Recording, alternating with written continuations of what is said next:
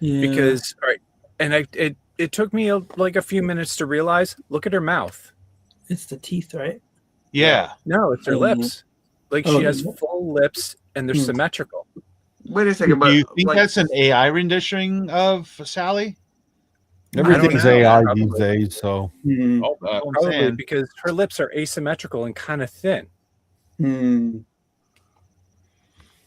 That's why I rather went with the NECA. Oh no, And the guess toy what, is guys? fine. It's just the art is off. Wow. it's like, what are they trying to make her Judy Hopps or something? Like, I don't get it. Judy Hopps. Oh my God, you have to go Jump Street on us. That's right. And we got the TF man in the house. And I Thank thank you. Finally, the man opened up Armada Optimus. Woo! Oh, there you go. Woohoo! Yeah, nice. All right. So, what did you think? It was beyond impressive, more than I thought it would be. That's right, baby. Very 2 good. years of 2 years of this service to you, man, and I was so glad when I saw that review popped up. I actually got me a snack, got me popcorn, got me a soda, and I was like, yes, finally. And I watched the entire thing from beginning to end. So if you haven't, check it out. Full of info, and he just, you can see he was excited about that. All right, so before we get back to we're gonna go to. I just had the pictures for you, Rico. What happened? I put the wrong ones up, so give me a second. I'm still working on it. Okay, those weren't the ones that No. I don't want to. You said Yeah, to the nobody wants to naked see that. one. That's why. The honeymoon pictures. You have to be careful, Rico, not sending your OnlyFans picture. You know.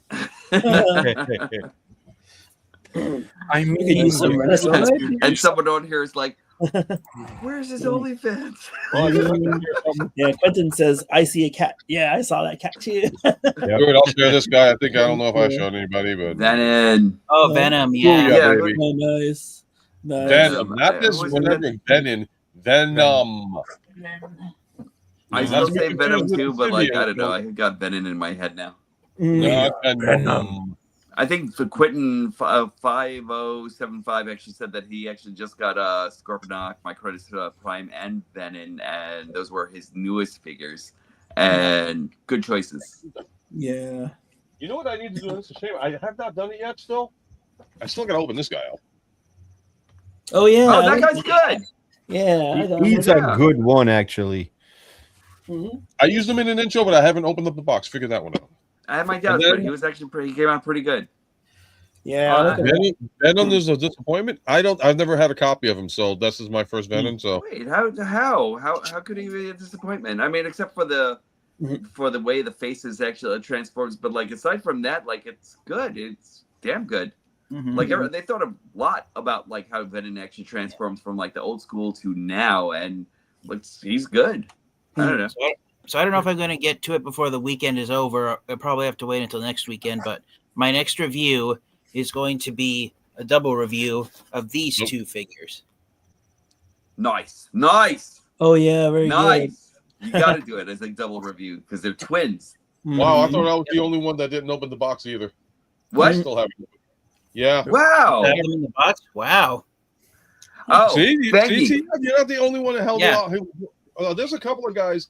Now that I got my desk up, because like I said, I got a new desk and everything else, I'm going to start displaying a little bit more just because I'm going to use my desk for the blockies that I have 5,000 editions versions of. Oh my God. Hey, Fanky, when you actually get a chance to transform them, go to my video. There's something that you actually have to do for the chest in order to make it sit right. Yes. Then, there's like a key element there. Like you could fast forward the whole entire video. Just check out that one part because like that'll actually help out a lot, and then go back to doing the video. Okay, like, is it on your review of Dreadwing or Skyquake?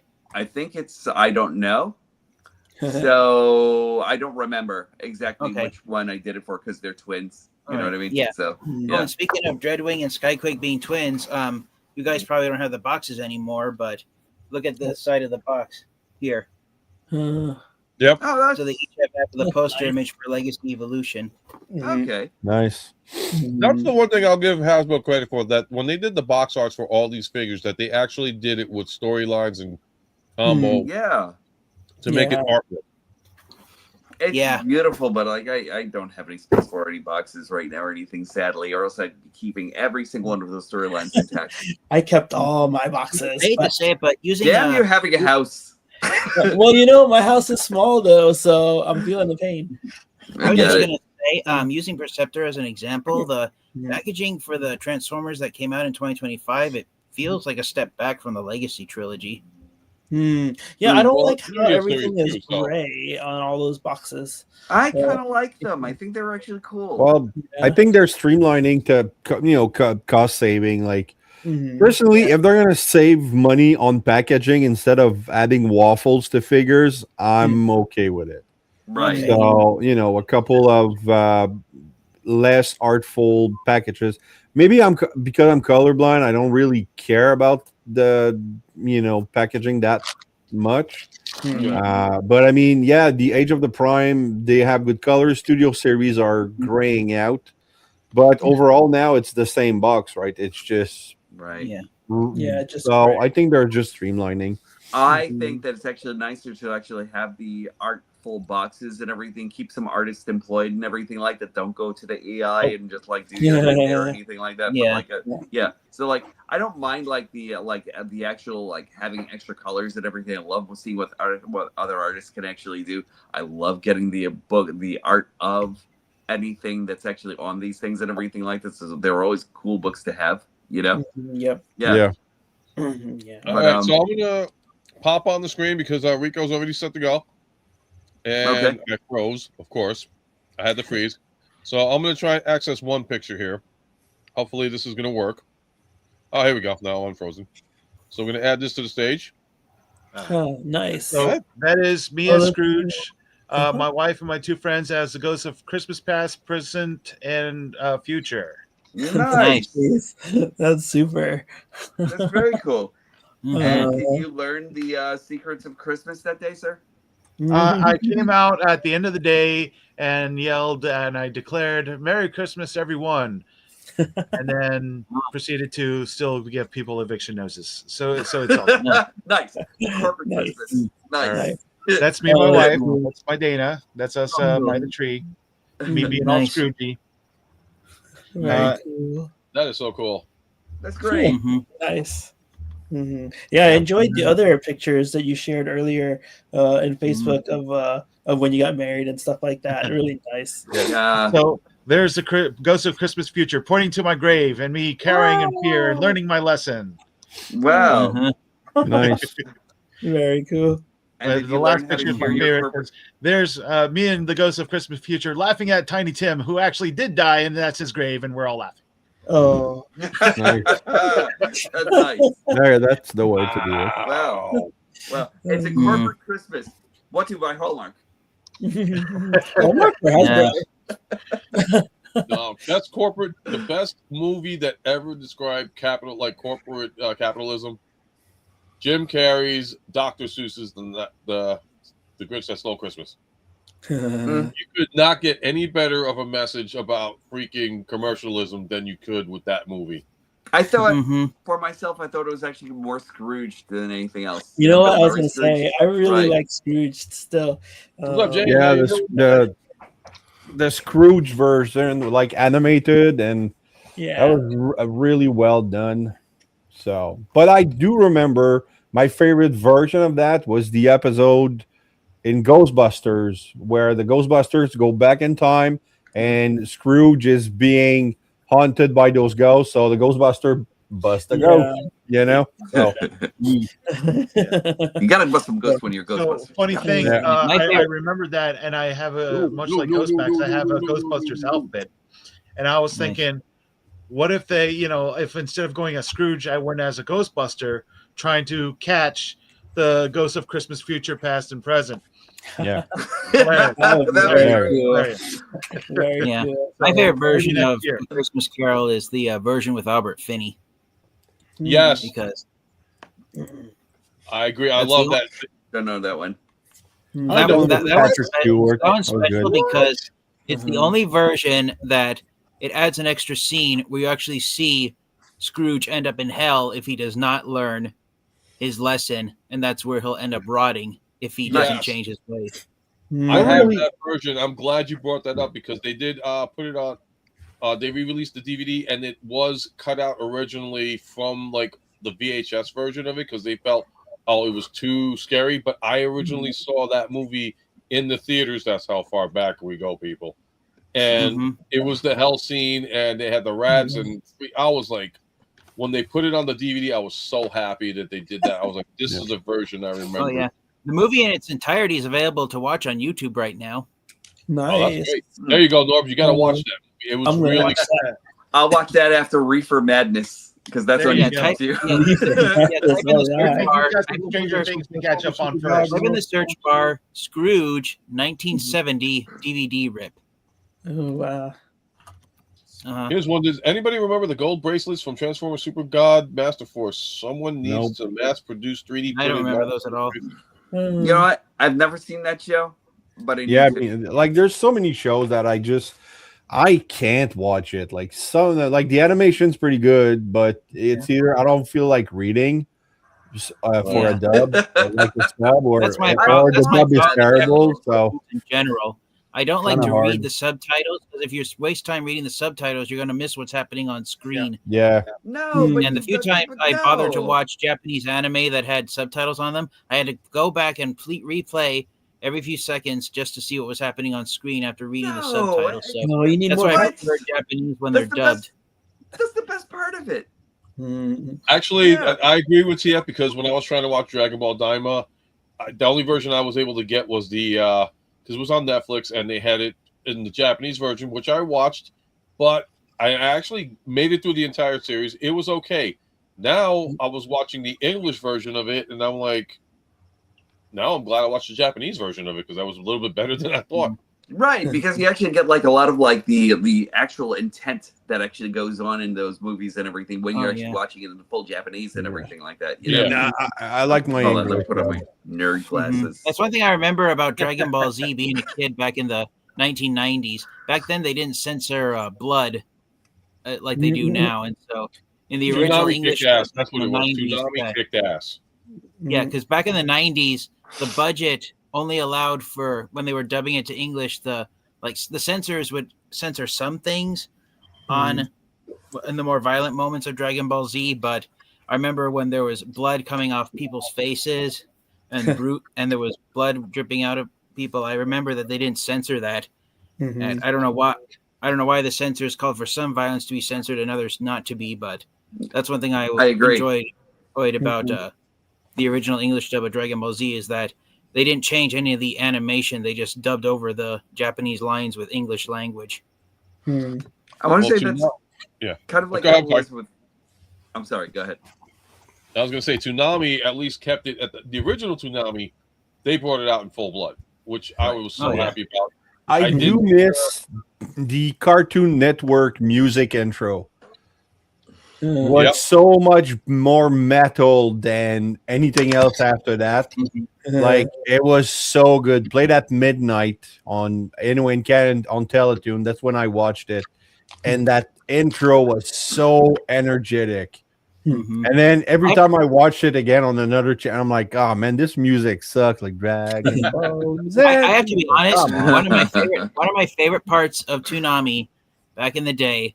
One of my favorite parts of Toonami was that the announcer was none other than the guy who originally voiced Optimus Prime, Mr. Peter Cullen. Yeah, that's right.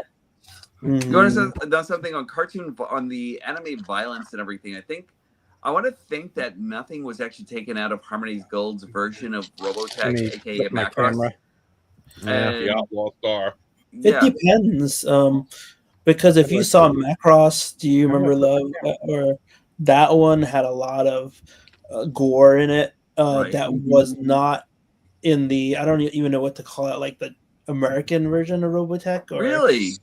Yeah. And not only that, but if you look at Megazone 23 Part 1 and 2, there's like worms coming through people's eyes and heads being ripped off. And really cool things like that that we didn't get here. So yeah. Yeah. Man, I would say this much. I mean, like, for the turn of the century, when 2000 and 2001 came in, it was like, that was kind of like, how do I explain it? It's kind of like how it was in the 80s with MTV. It was fresh, it was brand new, it was pioneering. When Toonami came out and all of these cartoons came out, Outlaw Star, like Ghost Max Show, Dragon Ball Z. It was just like a whole new thing. It was like an introduction to the anime world. Back in the day, it wasn't even, I never called it anime, I called it Japanimation. That's how it was. That was the original. Oh yeah, it was Japanimation. Yep. Damn it, sir. That was straight anime block too. Yeah, you tell to a Gen Alpha today, it's like they'll look at you like, "What's Japanimation?" I never said Japanimation either. I just called it anime.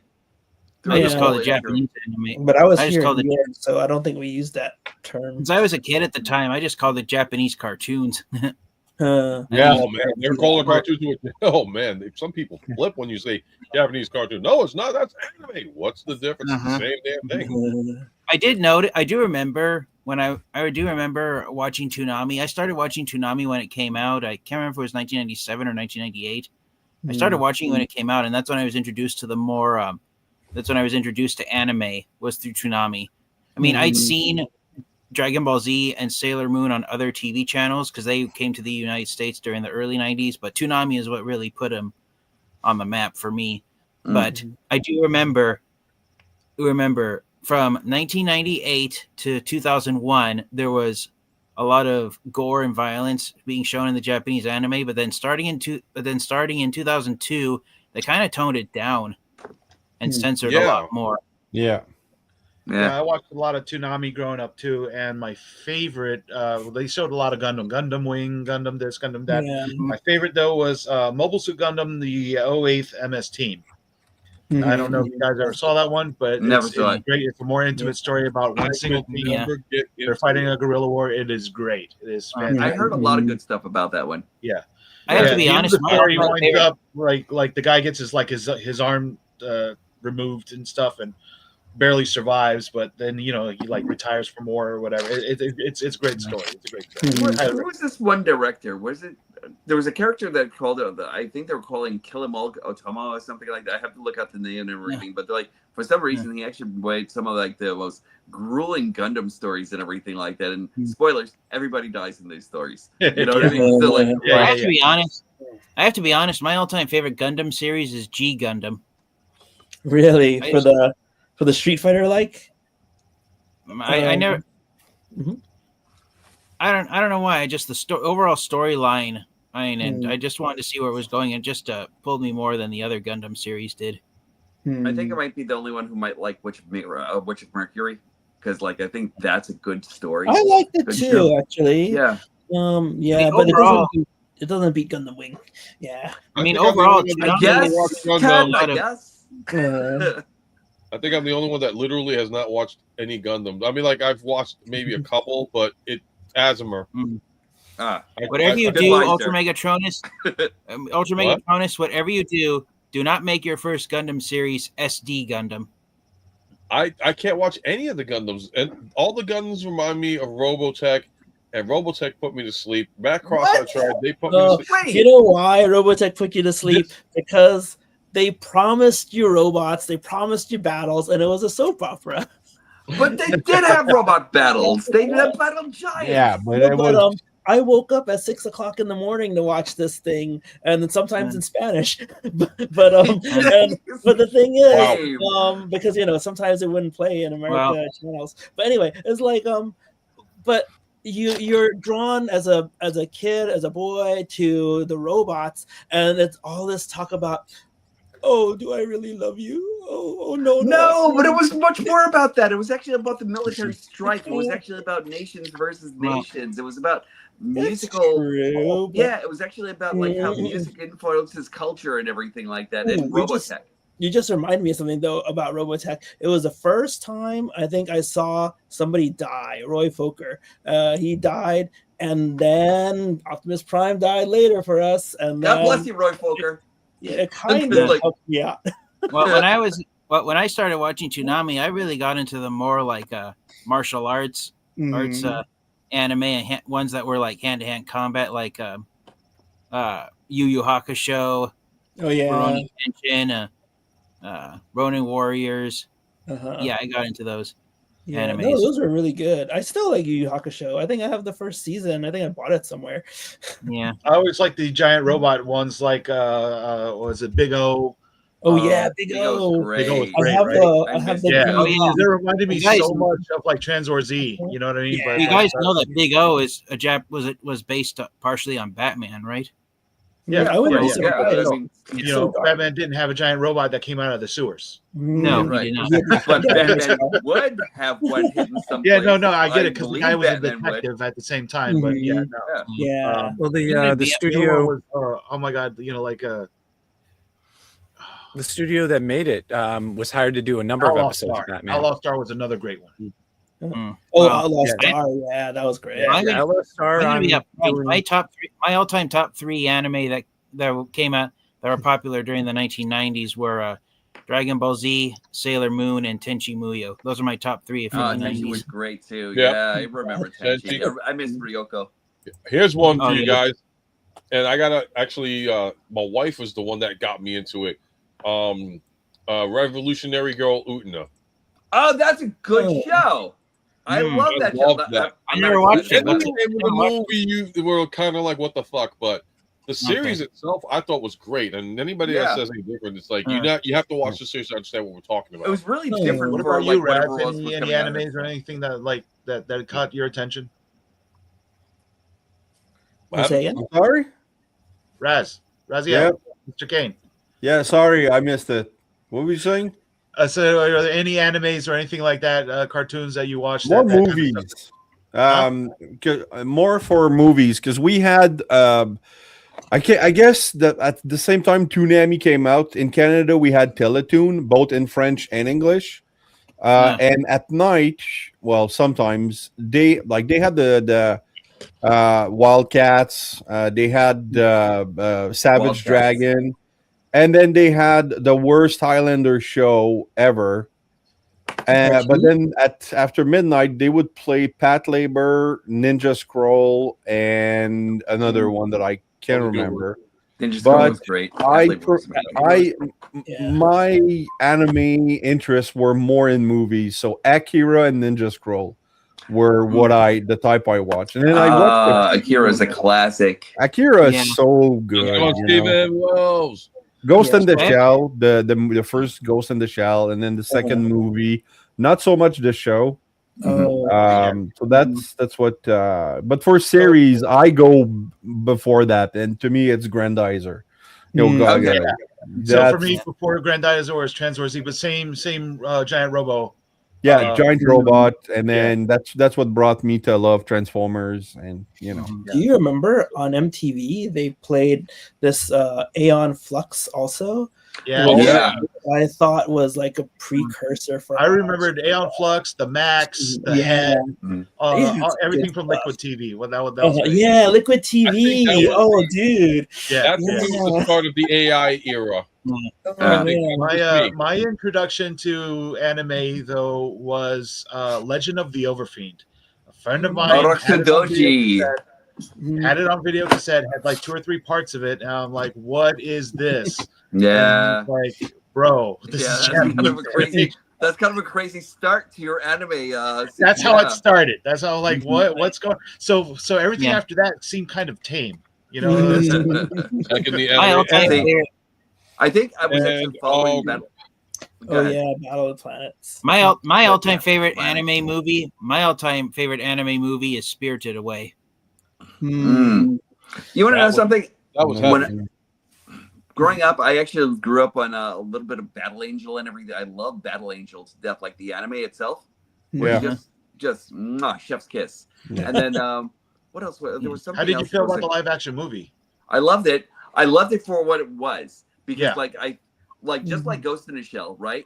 There's like a lot that was actually missing from the movie and everything like that. And I thought that they were actually trying to speed up the process of the movie so quickly because they didn't only know had if like they an were hour going and to a get half, 2 another. hours to tell like the first half of the story, you know? Right. I think they did it because they didn't know if they were going to get greenlit for like another movie or anything like that. So they were trying to stuff as much as possible into it. Now that they were almost kind of like more greenlit for a new movie and everything like that, I think they like should take the pacing because I think it's actually going to be looking like a 3-part series. You know, Yeah. One thing I would love to see them bring in is did you guys ever see this thing called 3x3 Eyes? It's a demonology story. I've heard of it. Yeah. Was it a video I've game also? I've seen I'm not really into stories about the afterlife. That's why. Oh no, you got to see Those are the story. best, This story's man. amazing. That's why I never could get into Death Note. I just didn't. Oh yeah, I have a Death Note somewhere. Death Note was actually, out of the modern animes that have come out, Death Note is definitely one of the ones that I did like and I did watch. So I saw the movie Death Note. I thought the concept was interesting, but I didn't know it was a anime. So seeing the movie first is probably a good stepping stone if you're interested in watching the anime, because the anime is like 2 or 3 seasons long. And yeah, that's the thing. I'm not too keen on watch. Like not that I lost interest. It's just I don't have time. So what I find myself doing right now is going back to watch American animation from 70s and 80s. Don't put my name in that. There's a whole instruction booklet I of do how want to to use it correctly. Here's something I do want to say though, guys, because I posted because Quentin had put up the Tech of the Animated Movies much watch, but I gotta say there was a huge loss. This was it today or yesterday? Because I'm so tired. I know Raz was the first one to post it in the group that we're in. What? Hiroyuki Tagawa, who played. Who, in my opinion, the greatest Shang Tsung character of all time. Yeah, We I always lost loved his actor. And it's a sad And day. he, I mean, 2025 he was so good in that role that they brought him back for Mortal Kombat Legacy Season 2 with a shaved head. And then they brought him back again to do Mortal Kombat 1. Or was it Mortal Kombat 11? With like the aftermath story. Yep. And they brought him back to do that. And I just like, that's like, now he's gone. I don't even want a Shang Tsung in any Mortal Kombat ever again. Like, it's just not worth it. In fact, I think the greatest Mortal Kombat game ever is Mortal Kombat 11. Not only for the fact that he was in it, but they also brought back Christopher Lambert to play Raiden. And the other 2 actors that did Sonya and Johnny Cage. It's like, you know what?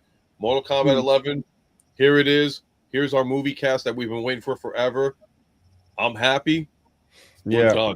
It was fun. Like, I didn't play it because I was huge into Mortal Kombat until I played after Mortal Kombat Armageddon. They had Mortal Kombat, which was just like the rebooted storyline.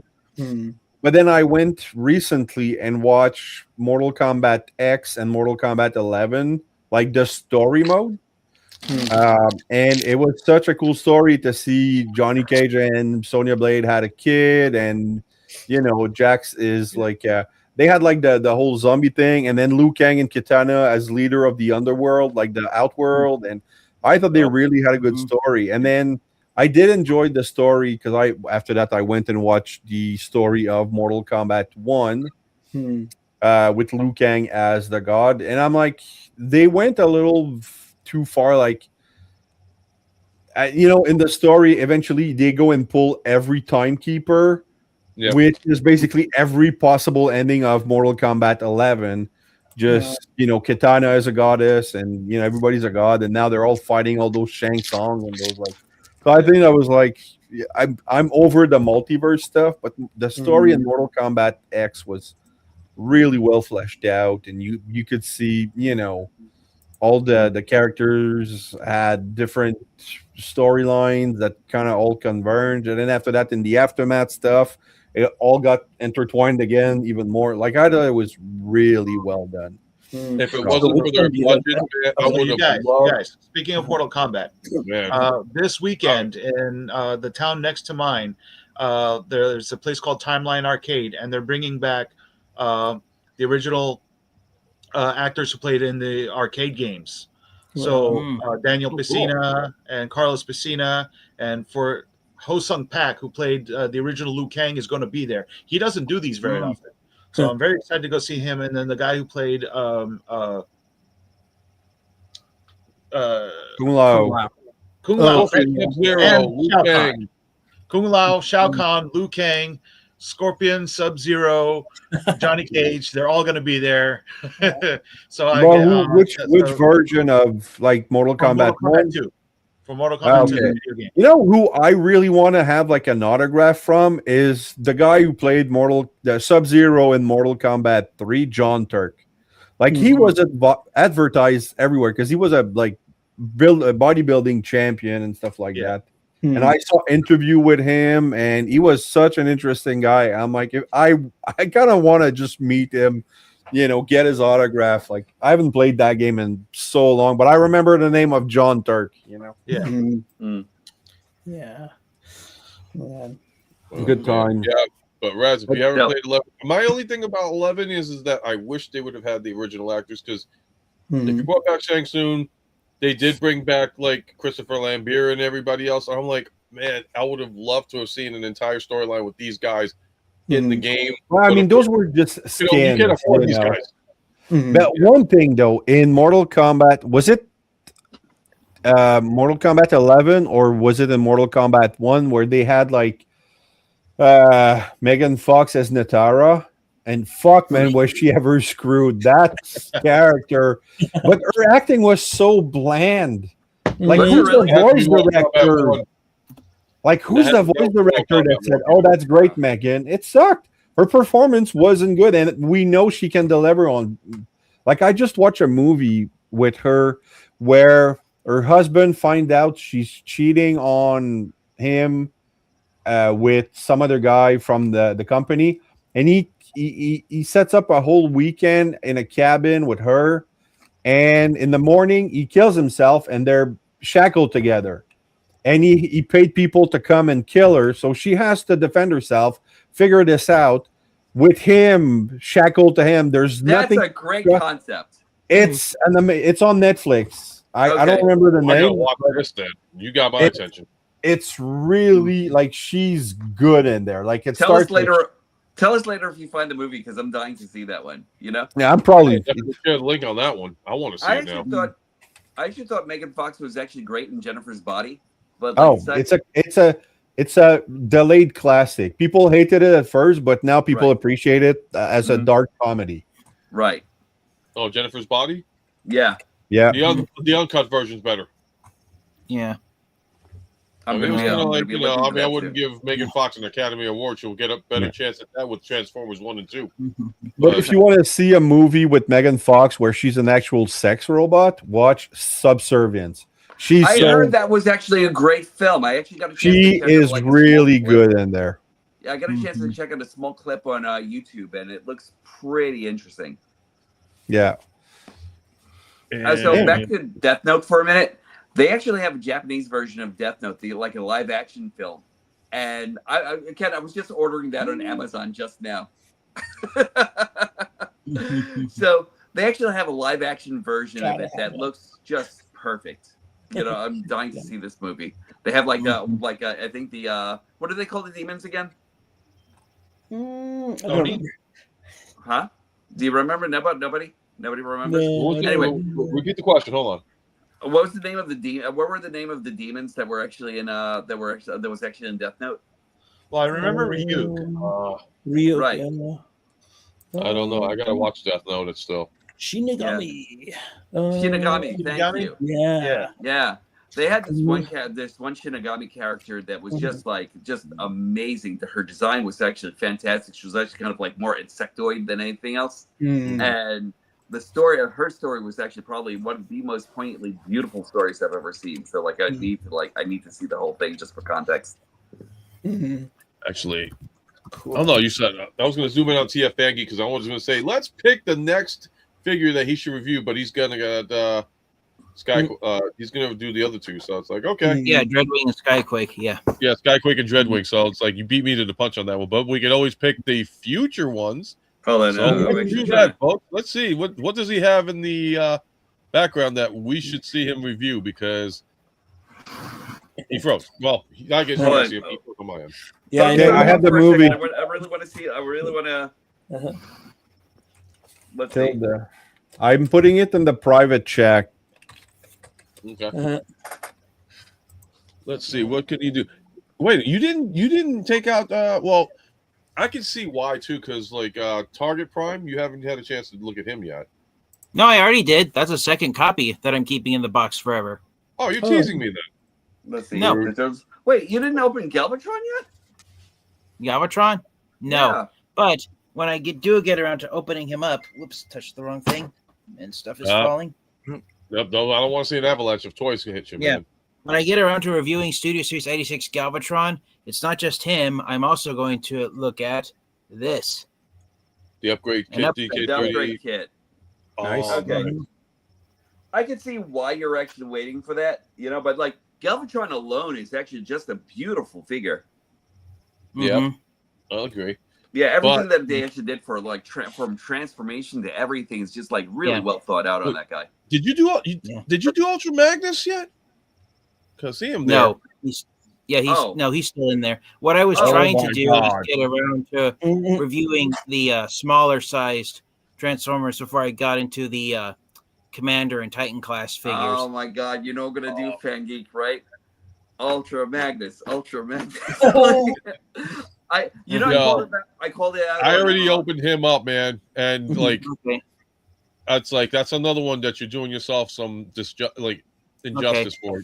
I called you out for Armada Prime already, so like I think Ultra Magnus might be like the next guy that you might want to think about. Like, do what you want to do, but like really, like Ultra Magnus is just amazing. Well, actually, after I review Dreadwing and Skyquake, I was thinking of trying to finish up the Legacy figures before I get back to reviewing Age of the Prime stuff, because I still have 2 deluxe Legacy figures I have to review.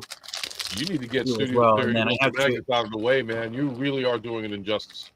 Yeah, you man. I mean, honestly. Alrighty. I'll take your word for it. Just that Ultra Magnus being one piece instead of a white bot and a shell. That was such a draw for me. I had to review that as soon as I got it. Well, that's one of the things I liked about Combiner Wars Ultra Magnus was that he didn't have the gimmick of the inner robot, so it was free to be a car carrier. Have you guys noticed that all the modern Ultra Magnus action figures, they're either working car carriers or they have the inner robot gimmick. They don't have both, like the G1 version. Yeah. Okay. Yeah. You're right. Yeah, Siege had the G1 gimmick, but you couldn't work it as a carrier. Same thing with Kingdom. Well, no, we don't talk about Kingdom because it sucked. Kingdom was not good. Nobody can make me believe that this was a good mold. This was the only reason why I'm going to go say this, because at the time they didn't do the releases of them yet. The only reason why I liked Kingdom was because of the Beast Wars. That's it. The what? The Beast War characters: Optimus Primal, Megatron in dinosaur mode, Dinobot. I thought Kingdom, that was the only success, I think, personally, out of the Kingdom line. Is the fact that I mean, Ultra Magnus Kingdom version sucked. Wait, which version was that again? That one did suck. Kingdom Ultra Magnus, Norbs, the Earth mode version of Ultra Magnus. Okay, I thought so. The one with Minimus Maximus or whatever his name is. No, that's Combiner Wars. We're talking about Kingdom, the retool of Siege, where he's more of an Earth star. It's a more G1 look, but it was terrible. I still like that figure. I thought that figure was actually pretty okay. Well, the Siege version was great, but the Kingdom version was pretty bad. This sucks. Yeah, that's what. It's not a good figure. It's a good figure. No, it's not. Here's my This is. You know what, Norbs? I'll give you something here that you can run with. Right. I prefer Blitzwing. Oh my God! Whoa! Of course you do. Oh my God! I knew you'd come around, Raz. No. It's like Kingdom, Ultra Magnus, and Blitzwing. No. You just love Blitzwing now. You know, I knew it. that's there you go. Wow. You just fell in love with Blitzwing, and I didn't even know it. It was like, Now you know that's a bad Ultra Magnus when he's going with Blitzwing, which I still think sucks. Anything below Blitzwing, must be pretty terrible. Anyway, I gotta go, guys. It was great. I have to go see my mom tomorrow. Ultra Megatronus. I'll see you tomorrow at 8 p.m. Yep. Yeah, I'm actually gonna get out here myself because I actually have work in the Yeah, I morning. think we'll call it a night for sure.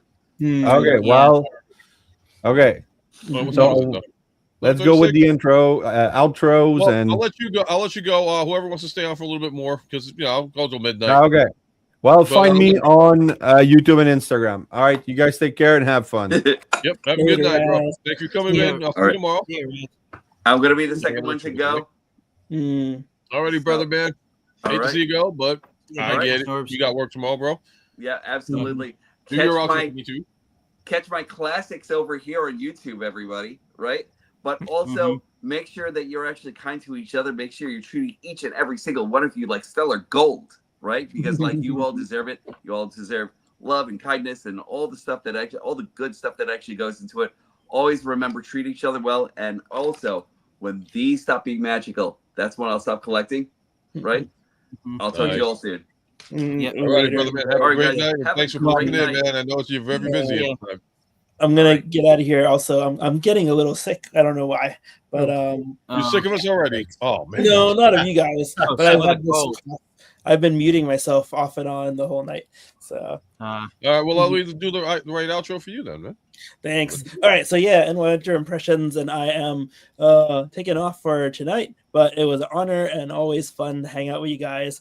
Stop by my channel to see the new vlogging that I've been trying out. And not only that, but someone told me about Vlogmas. So I started doing that as well. Just short things about advent calendar of cheese, and for those who are fans of cheese. And I went to Chinatown yesterday and saw the holiday market there. So it's not big, so the video is like, I don't even know if it's 3 minutes, but it was fun. So yeah, stop by and say hi, comment, and subscribe. Later. All right, brother, man. All right. Good night, Ken. Thank you for coming on again, man. All right, I guess I'm next then. All right, I guess I'm next because I got to get going too. I was supposed to be off about 45 minutes ago, so I might catch some heat for staying on this long. Well, you're already in trouble, so you might as well just do the whole 9 yards. Yeah, no, I'm gonna get going. All right, brother. I'll give you the outro then. We'll stick around for a little bit more. I'm gonna call it till like midnight, but I don't want to hold anybody up. Gotcha. All right. Well, thanks. Catch me on YouTube and on Twitch. Finger bang those buttons for me. The like and subscribe. And then, watch me play some Arc Raiders. Come topside with me. You guys are magical. You guys are fantastic. Everyone watching, everyone here. And so, I love to you, everybody. Happy holidays. Merry Christmas. Happy Kwanzaa, whatever you're doing. All right. That's me. I'm out.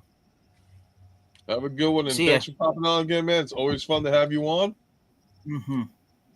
All righty. And then, I don't know what happened. We were going to get somebody else to come in really quick. But he's not here. I think it's time for me to call it too. Dang it! We're gonna talk some freaking topics that you guys actually have in common, man. Go back because I was gonna bring in TM about the whole. We'll do that on another set. Alrighty. Might as well call it a night. Yeah. We're gonna drop everybody. I Okay. mind sticking around. All right, I'll stick around for a bit. Yeah, I'll do it till midnight. All right, so you're on. All right. Once again, Martin, thank you for hosting. I'm GhostMax8 on twitch.tv, also here on YouTube. I mainly stream directly at Twitch and then put my VODs on YouTube. I'm a cartoonist, puppeteer, soon to once again be an active real estate agent. I play all sorts of different stuff from family friendly to adventure to violent games and so on. Thank you all. All right. Have a wonderful night. All right, man. And thank you for coming on again, man. Always have fun. And we're leaving, but we're going to stick around for a little bit more. But Johnny Utah's in the house finally.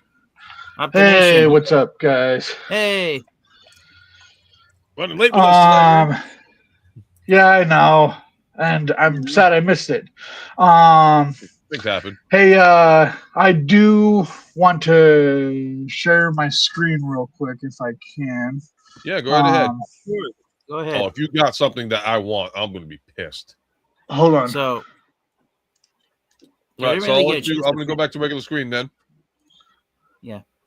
So I didn't really get a chance to finish saying it, but yeah, all the modern Ultra Magnus action figures, they're either a working car carrier or they have the cab robot, but they don't have both gimmicks. So I have a curious, weird question. Can you so my PC is in the backstage. Can you add it in?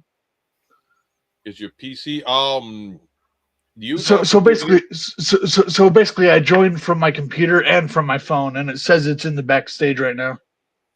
Well, I got one on backstage, but it says device not connected. So right now I'm talking to you via whatever your phone is, but as far as the other device, it's not here. What's going on, Youngling Slayer? Welcome to the stream. Hello there. We're in the late stages of the game here. I love your avatar picture, man. Anakin Skywalker. Oh yeah, nice. You know, a lot of but people when he's been taken over by the dark side.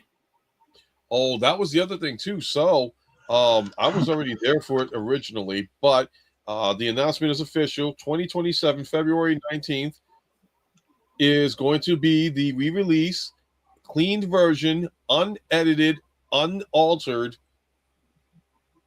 50th anniversary of Star Wars. Not A New Hope. The original Star Wars. As they saw it in 1977. As I saw it in 1977, yes. So I saw it on VHS tape for the first time back in 1995. Okay, so I'm going to tell you right now, the story behind this is that if you've never seen Star Wars in the theater from this original time, because I was there, I saw it when I was 5 years old in the theater. This is your one-time chance. And this is the best part about it, because Disney said, and this is the one thing, a lot of people bash Disney, yes. We all know about what's going on with Disney. However, Disney is saying we're going to release it 50 years, which even Lucas, I think, would have done a special edition version. But Disney said, no, we're going to re-release it the way it came out in theaters, but we're just going to clean it up and make it look nice and crisp like it was today's version. Oh, yeah. All original, nothing altered, nothing tainted, like Han Solo shooting Greedo first. That version. Yeah.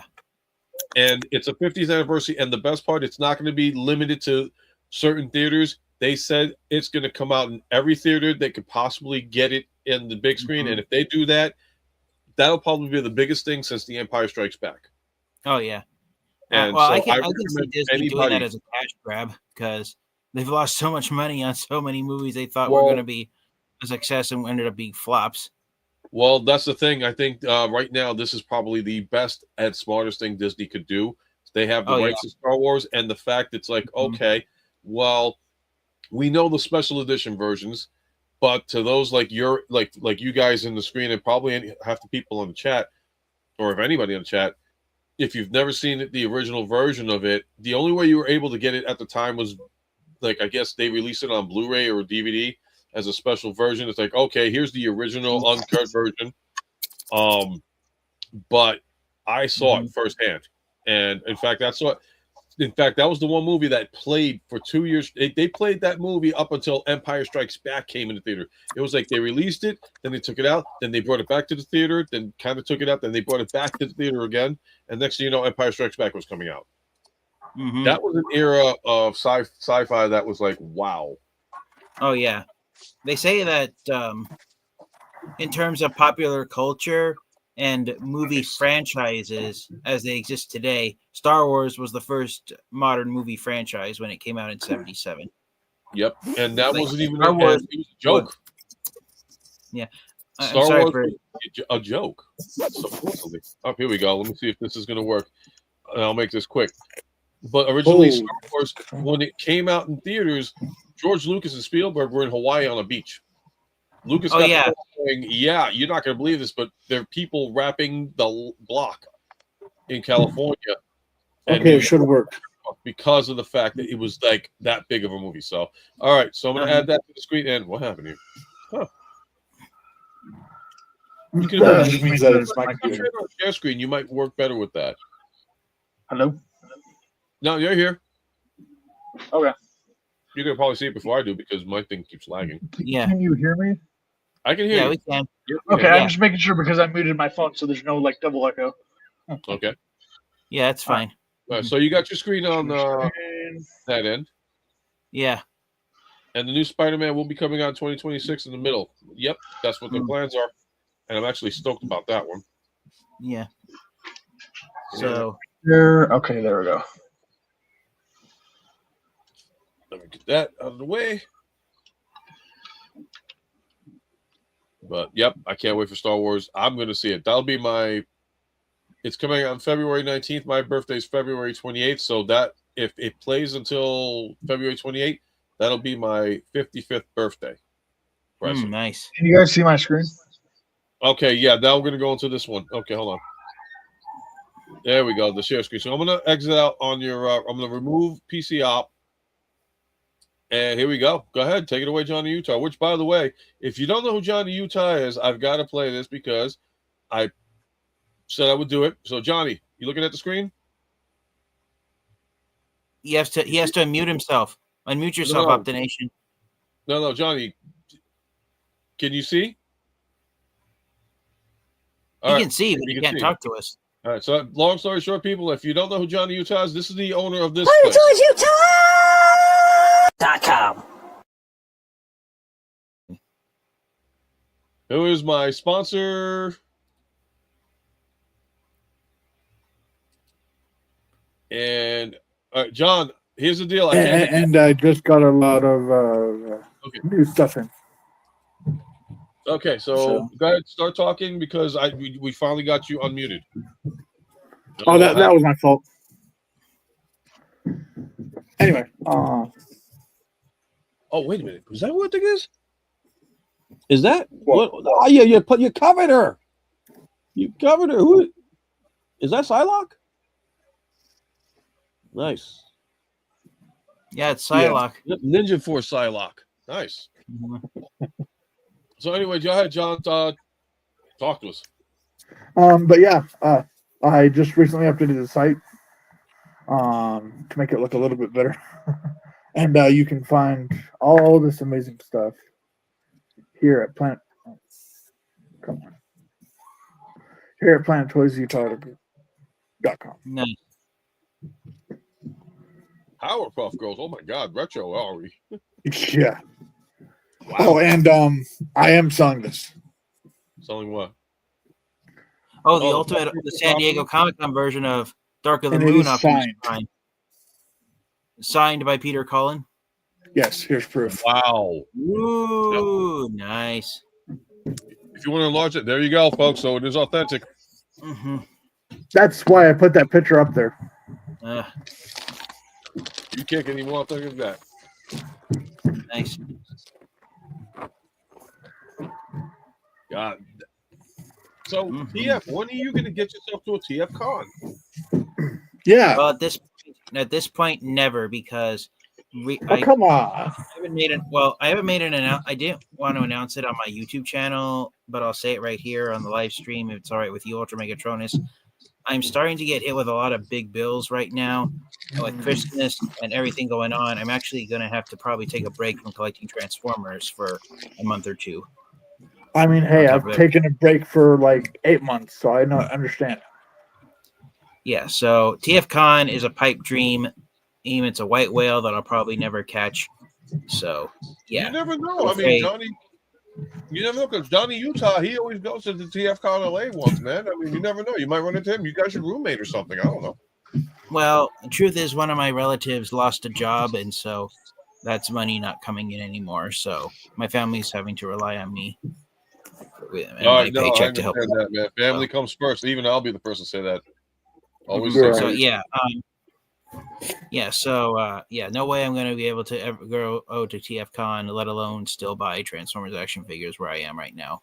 Well, never give up on the dream, man. You never know. You might end up going to a TFCon, even if it's for one day. You never know. Maybe someday, yeah, but not sometime next year.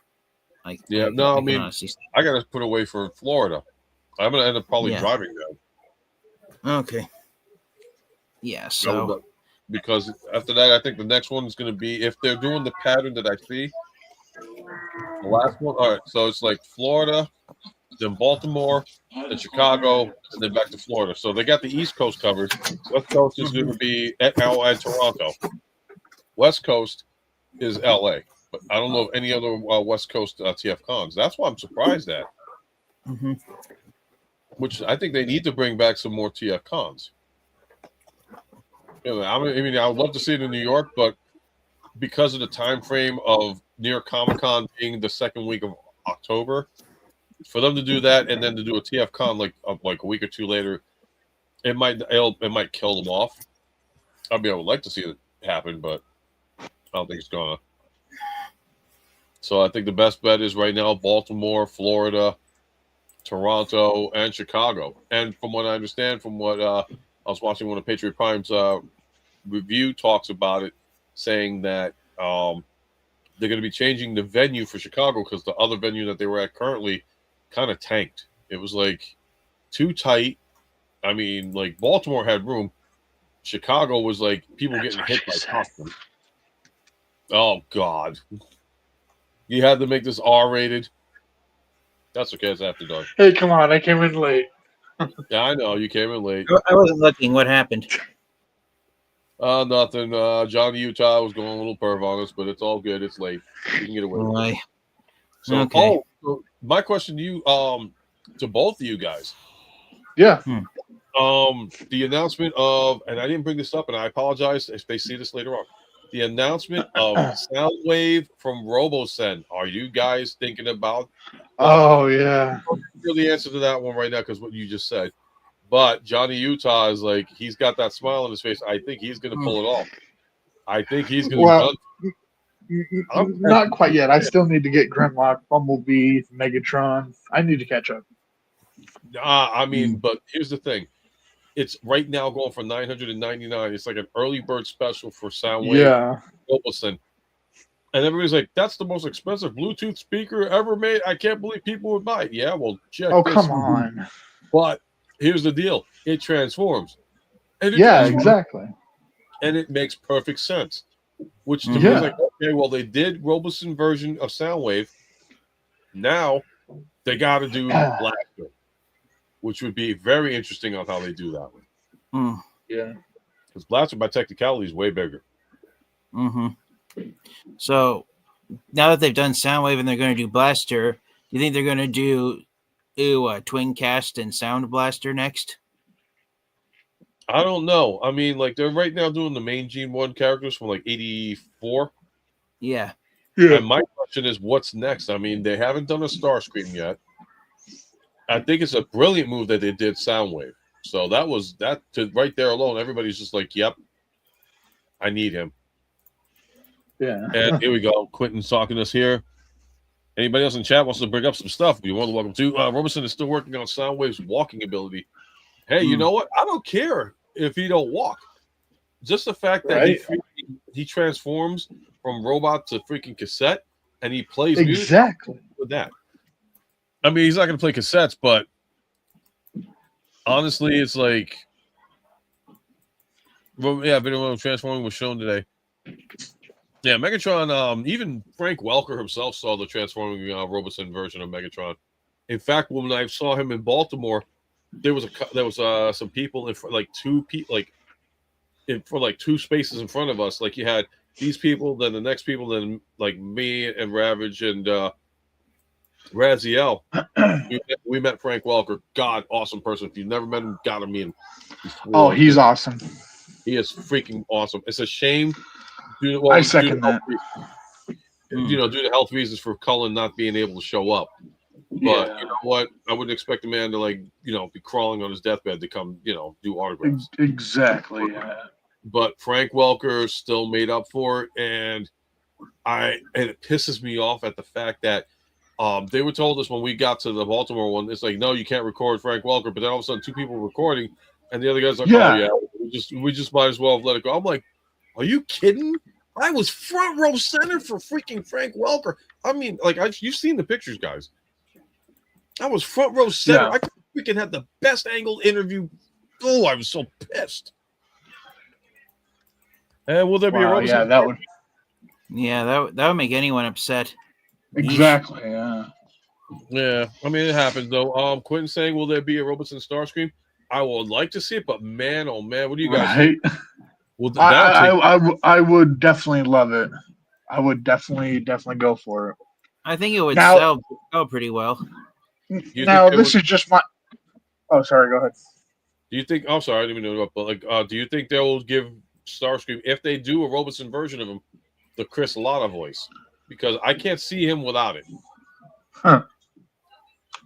If they're trying to go for G1 accuracy, they could use some of the pre-recorded lines from the G1 series. But personally, I think they would mess it up and they'd accidentally use Chris Latta's lines from G.I. Joe when he did Cobra Commander. Well, or the tone of the voice is what I mean to say. They probably they can rectify that, TF, if you think about it. They could go season 3 Transformers and use Cobra Commander in that version in Starscream. Yeah, they could. So there you go. Problem solved. Yep. Right. But oh man. Personally, after Chris Latta, my second favorite voice for Starscream is the guy who voiced him in Armada in the Unicron trilogy. I want to say the second one for me, like Chris Latta, of course, number one. Transformers Prime. Mm-hmm.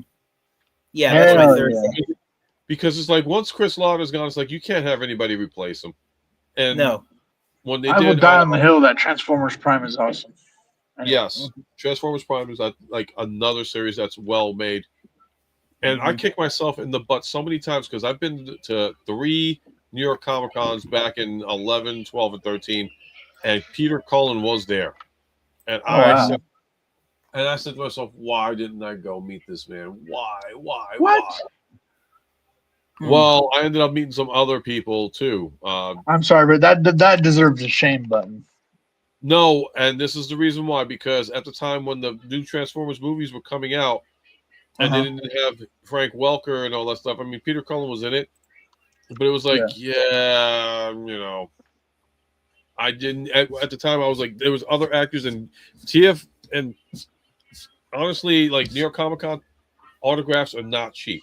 They are not. Okay. But I'll put it to you like this: 2013, I got William Shatner's autograph, and that was $68. Wow. No, by today's standards, that's cheap. He goes at least now for about $200 to $500, and they got yikes! Like no, there's this place up in Ticonderoga, and it's there's a person by the name of James Cawley. He's an Elvis impersonator. He was on TV years ago. But he actually rebuilt the original USS Enterprise bridge and like the quarters. Oh wow! It's 3 hours away from my house, and he's had William Shatner. They've become very good friends, and that's how much OCD he had. Big M, what's going on, brother man? How you doing? Had to watch my Hoosiers beat Ohio State. Hey, I get it, Indiana. I get it. But he like there's been mixed reactions with Shatner. I didn't really have I had an okay experience with him. I'm not gonna say it was a good experience, it was an okay one. I'm not gonna try and spoil for anybody because it can be different from everybody else. But I've met other actors that were like I met Lou Ferrigno, who played the original Incredible Hulk on TV. Cool. Anybody's familiar with the actress Felicia Day? She's been on a couple of TV series like Big Bang Theory, Supernatural, but I actually was introduced to her through a web series she did called The Guild. And if you've never watched it, it was on.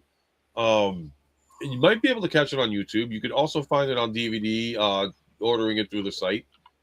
Great series. I thought it was a phenomenal series. I watched that again. Blaster might be a more realistic choice for the future Robertson project. True, but I think right now, just for the fact that Soundwave is coming out, that everybody's good. Plus, with Blaster, he was more of a boombox, so that would be. I'll tell you right now, if they did do Blaster, I already see it being a $2,000 price range. Because if you're gonna do it, I mean, I don't know. I don't know. It depends on if they decide they want to do full balloon, like a full actual size boombox, or they want to do like the same size scale as Soundwave. Personally, I can see them doing Perceptor. That would be an interesting one. Yeah, that would. Perceptor. I could. That would be or a reflector instead of instant photographs. He takes digital photographs that you can with a USB port that you can plug into the computer. And this might be a bit far fetched, and I don't know if they'll ever do this, but people might bash me in the comments. What if that'd be cool if they started doing like Baybots? Baybots?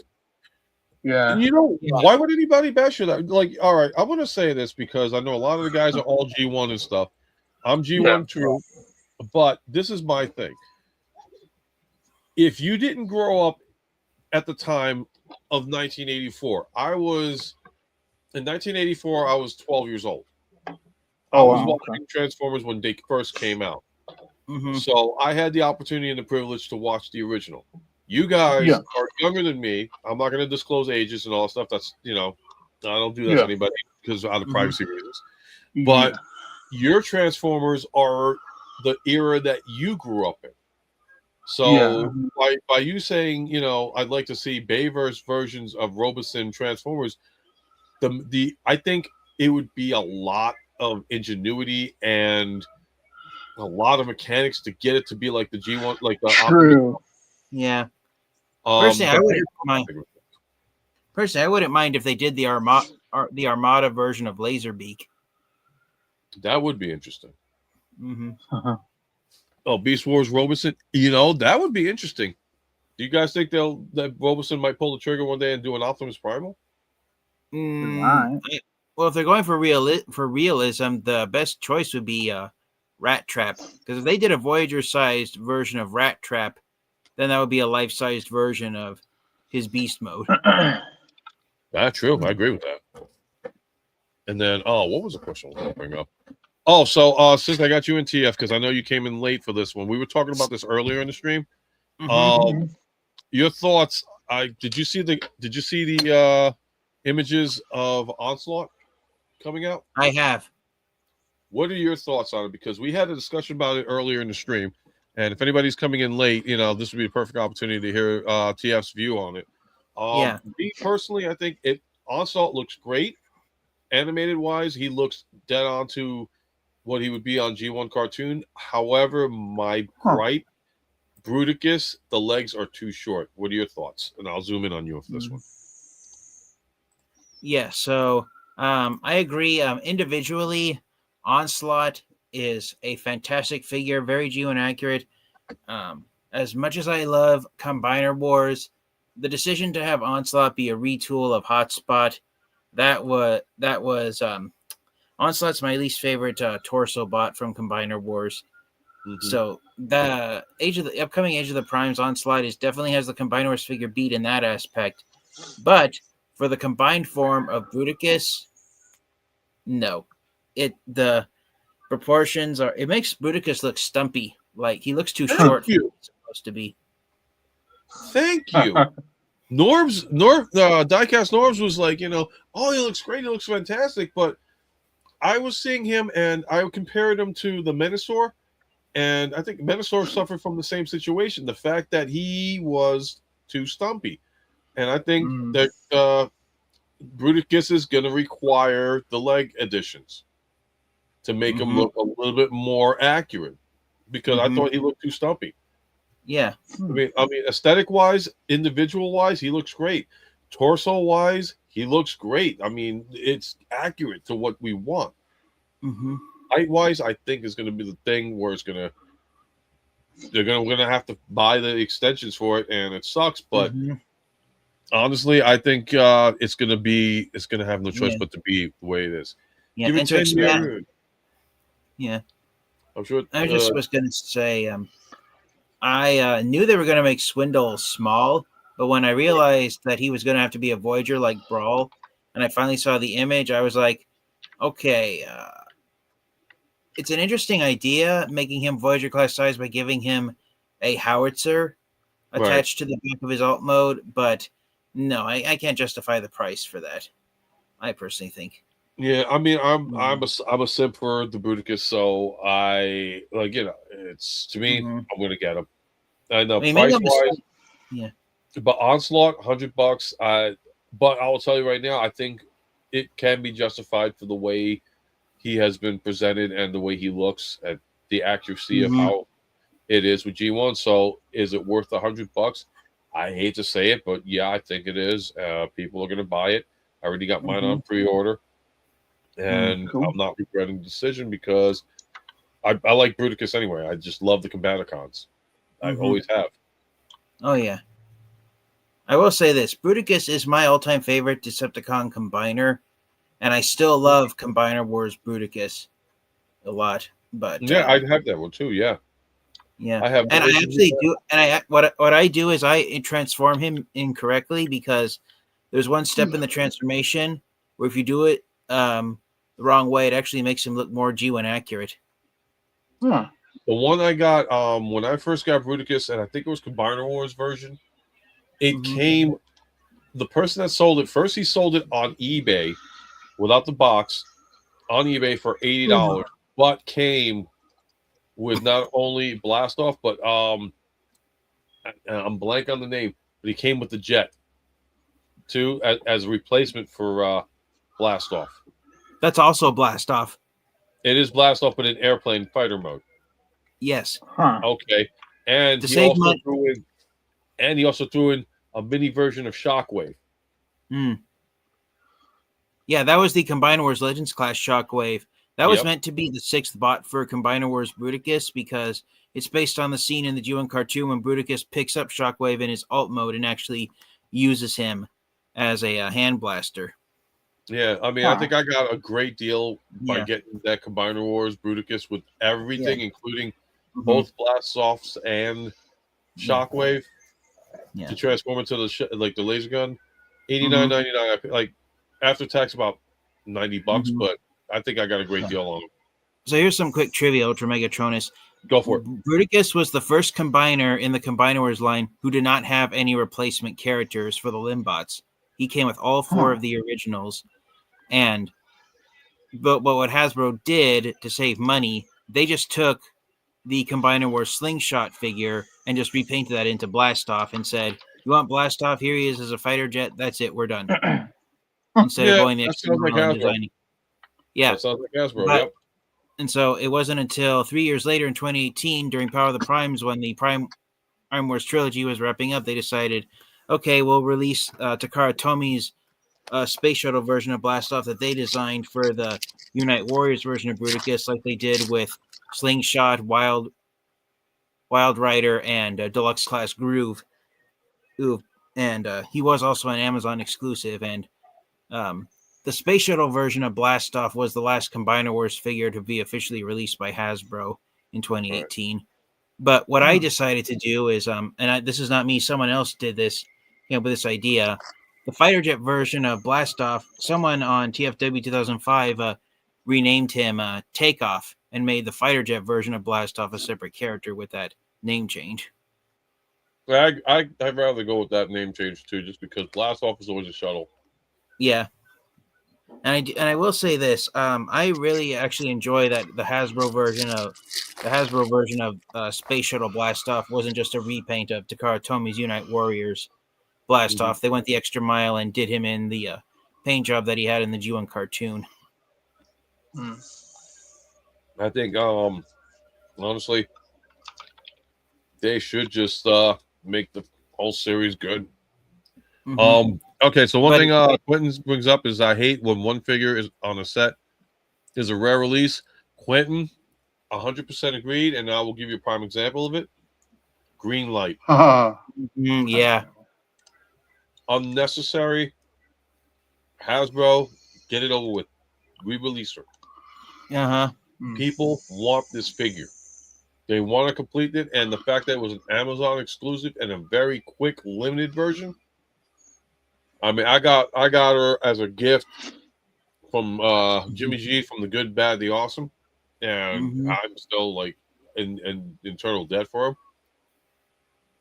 And just, it's time. Stop messing with the fans. If you're going to re-release Trypticon, you might as well re-release Greenlight. Yeah. And shut down these freaking idiotic scalpers that want $400 to $500 price range to have this figure. That's an embarrassment. That's a slap in the face. And I hope nobody paid that price. Because I'm not going to say you're stupid or, I can't believe you. It's not a whole thing of I can't believe you pay for it. It's not the, how stupid can you be to buy it? It's the whole, my set is incomplete, and unfortunately I had no choice but to get it and pay the price that they did. So I get it, but honestly, I refused to buy it. I was like, you know what? My set's going to be incomplete. And my 6th Autobot was, I love this. Jazz. Combiner was Jazz. It looked absolutely stupid. But I was like, I refuse. And like I said, Jimmy G had picked it up. And got it to me. I don't know how he did it. And I thank him severely for that. And she's complete. She's right over here, in fact. Yeah. I mean, they re-released Siege Skywarp recently, so maybe Greenlight will follow with the other Siege exclusives. Yeah. The one exclusive I hope they re-release is Earthrise Runabout. Oh, and speaking of which, and I gotta thank you because it was your review that convinced me to get it. That's not the figure though. Oh no. Hold on. There we go. So TFN Geek did a review on this guy, and I said, you know what? If I ever find him, I'm gonna get him. DevCon. Target had him. $24.99. Yep. Nice. Paid the original price of it and got lucky. In fact, I bought it from Target. I went back a couple of days later. They had 2 of them. I was like, what's going on? Oh, wow. So if you're looking for DevCon, get them at Target now. If you don't, that's your second chance of losing. Yep.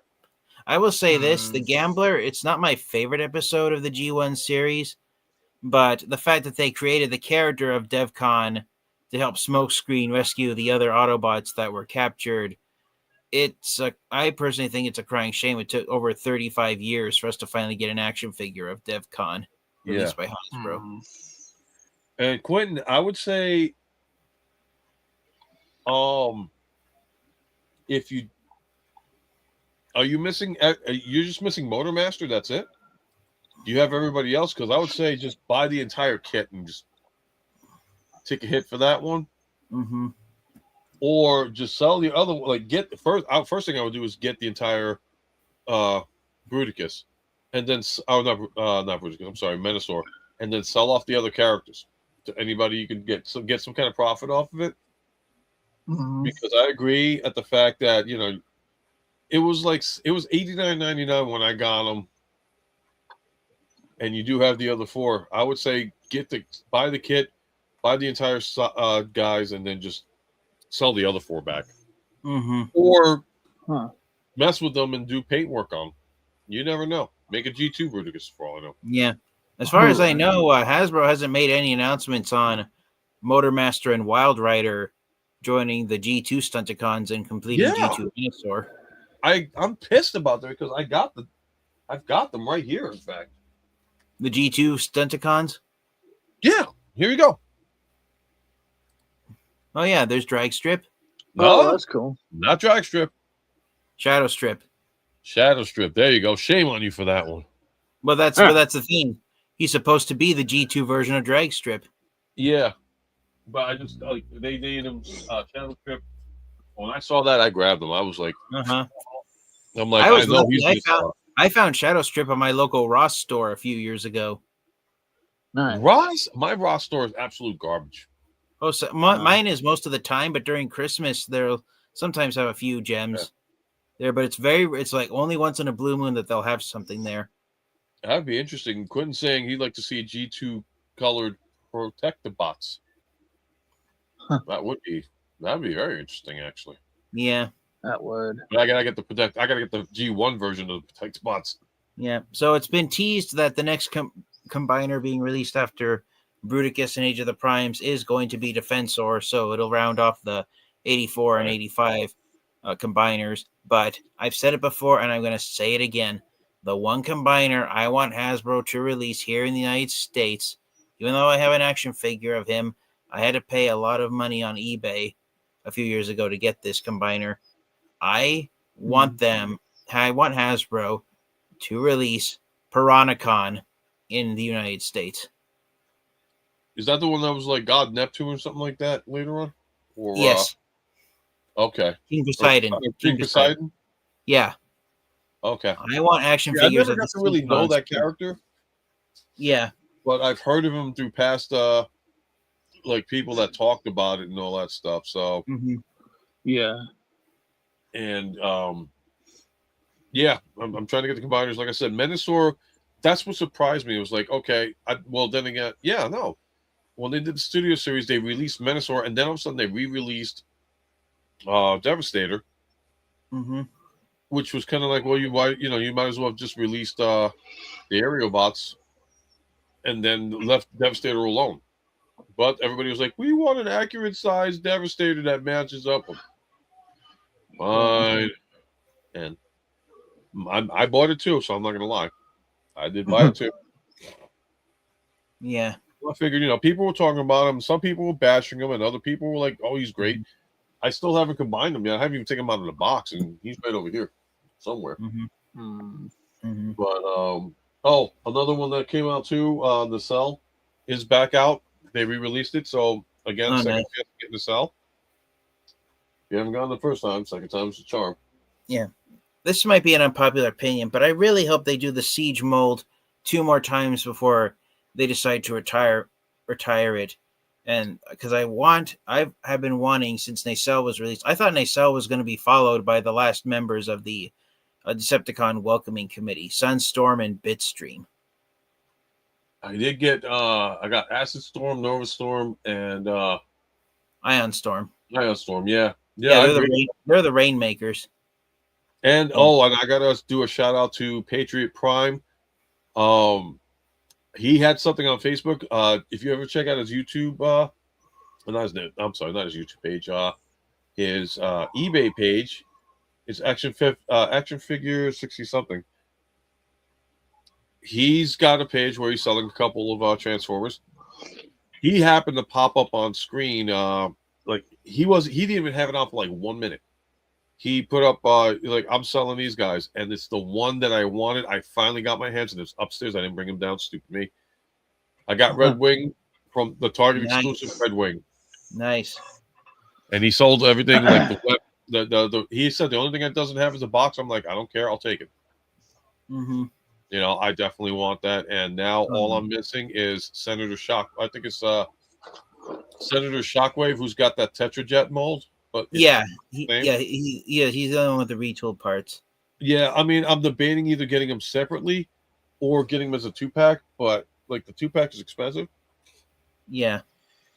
But yeah, there's a few things that I'm selling here that I probably didn't put up on the site. I definitely know I put these up on there. But yeah. I do know I didn't put this up yet. Whoops. There we go. Is that the warehouse, or you just what you got at home right now?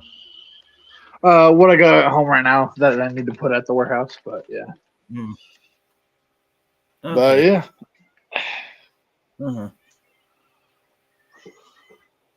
I will. One last thing I want to say. Is that darn, I lost my train of thought. It derailed on me completely. That's called getting old, buddy. Trust me, I know that feeling. Yep. Yeah. Oh yeah, that was it. Yeah, but as I was saying, I really hope that the Siege Tetrajet mold is done 2 more times as Sunstorm and Bitstream, so we can complete the quartet of the Decepticon Welcoming Committee. True. Or do you think they should go with the new mold for Studio Series 86 Thundercracker and just get that out the way? and avoid No. getting that.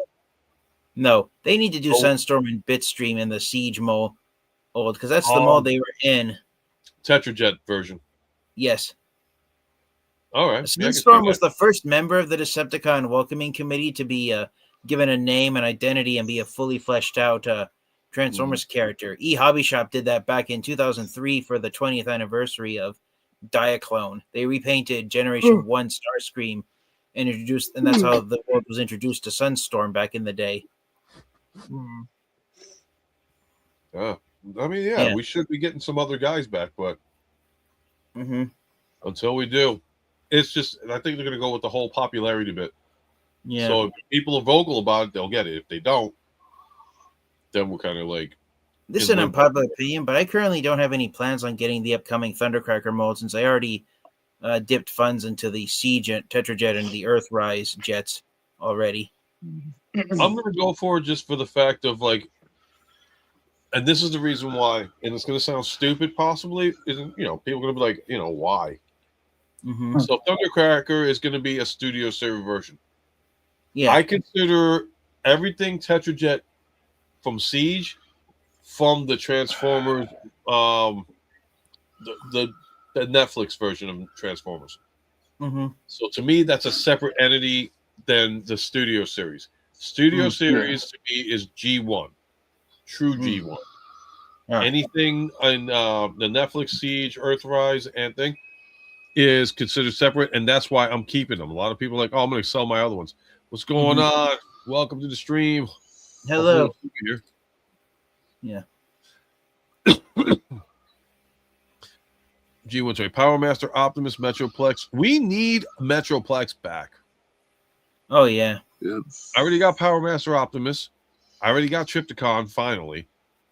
Seacons, I mean, I'd rather get Metroplex first, then work on the Seacons.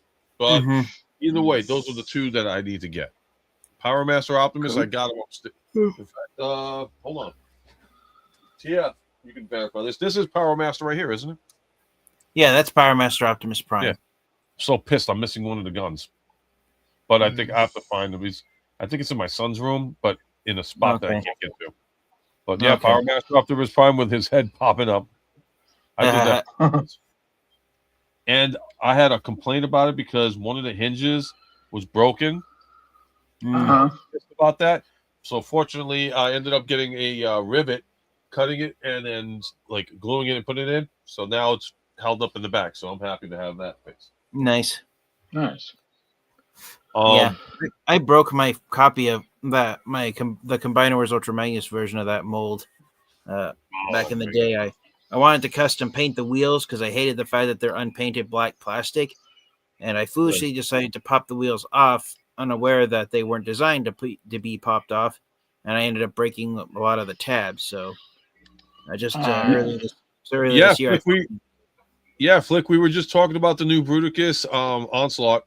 And we both, like, with the exception, because earlier we had Diecast Norbs on, New York Hunter Repressions, Razio Kane, Rico Red Star, Danny Dolphin. We had them on earlier. We were talking about it. And I originally voiced my opinion saying that Onslaught looks great, but TFN Geek also put his input in on as well. And he said the same thing that I said. Basically, looks great, but when it comes to Bruticus, stumpy. So what? I mean, you saw the pictures. Do you think the same thing as well, Flick? That this guy is stumpy? I want to hear from you guys too. So, you got any input on Bruticus? We can still talk about it because that's one of the topics that's been hitting the airwaves, especially since it's just been up for pre-sale this weekend. And talking about the Studio Series 86 line, yeah, we were talking about that as well. We were talking. It's like a mixture of everything. So, TF and I were talking about the Siege line of the Tetrajets, and he's saying he's not going for the new Thundercracker. I'm going for the new Thundercracker because I'm going to separate the Tetrajets from Siege from Studio Series, because I think Studio Series has been actually very successful, and one of the between Ultra Magnus, Optimus Prime, Megatron, they've been knocking it out of the ballpark with that. I like Bruticus to be a little stumpy and makes him look more of a menace. You know, but the thing, he looks too stumpy. I mean, I don't know. What do you think, TF? Who, Bruticus? Yeah, I mean, like he's stumpy. Yeah, Quentin saying that he looks, he looks good. He looks more menacing like that. I think he looks too stumpy though. The new Thundercracker, yes, I like it. I think it's more aesthetically like ready. I mean, it's not. I mean, Bruticus's torso is not that stumpy. It's the bottom half of his legs. Swindle and Brawl look like they were squished down. Yes, thank you. That's what I was talking about. I ended up getting this was before you came into the stream, TF. Menasor, I ended up getting the leg extensions, the 1-inch extensions to make them look taller. And I was comparing it. We were comparing it with TF. My apologies, with diecast norms, because he's like, "Oh, I didn't get the extensions. I did," and we tried to do like a side-by-side comparison. And I thought personally that with the leg extensions, he looked great. Norms thought without the leg extensions, Menasor looked great. Like, what do you think? Do you think Menasor at the time needed to get the leg extensions, or do you feel he was good the way he was made? Am I still here? Oh, yeah. Yeah, you're still there. Yeah, so okay. Yeah, this is probably an unpopular opinion, but I don't think Menasor looks that stumpy, but it's probably because me personally, in my eyes, because the front of his legs are all gray, and Wild Rider and Breakdown just sit off the back of him, I think he looks okay. I mean, I can see why people would think he's stumpy looking, but then I think what the designers were going for was the animation models of the combiners from the G1 cartoon. So they're trying to copy the artwork from Sunbow Productions, not the original Generation 1 action figures. And I think that's what's hurting not just Menasor and Bruticus, but also Age of the Prime Superion as well to a point. Okay, I haven't I got Age of the Prime Superion. Forgive me, excuse me, guys. I'm like slagging here. I'm getting a little tired. No problem. You're good. I might have to call it a night. Yeah, we're gonna call it a night in a couple of minutes. And like I say, Minnesota Superior looked fine in my opinion. And I'm not telling anybody me. I think I want a little bit more height on it, but as far as like how it comes, if you feel he's perfect the way it is, that's great. I will not say anything different about it. Menasor, when he first came out, I was just happy to get Menasor from the Studio Series line. When they offered the leg extension, I looked at it. I was like, yeah, I think I would like to get him a little bit taller. And I made that decision. I chose to go with that.